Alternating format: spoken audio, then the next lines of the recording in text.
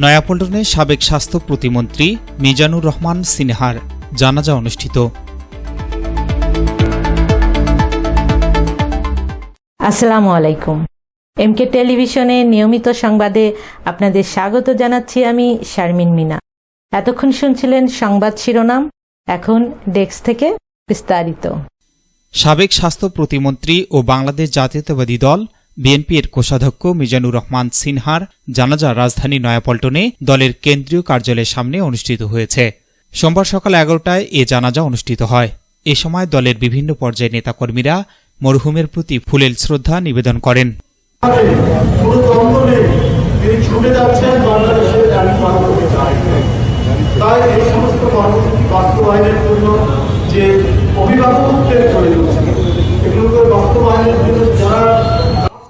জানা যায়, বিএনপির ভাইস চেয়ারম্যান আসাদুজ্জামান রিপন, প্রধানমন্ত্রীর রাজনৈতিক উপদেষ্টা ও দলের জ্যেষ্ঠ যুগ্ম মহাসচিব রুহুল কবির রিজভী, যুগ্ম মহাসচিব হাবিবুন নবী খান সোহেল এবং বিএনপি জাতীয় নির্বাহী কমিটির অন্যতম সদস্য মুন্সিগঞ্জের কৃতি সন্তান আকমা মোজামেল হক সহ দলের বিভিন্ন স্তরের নেতাকর্মীরা অংশগ্রহণ করেন।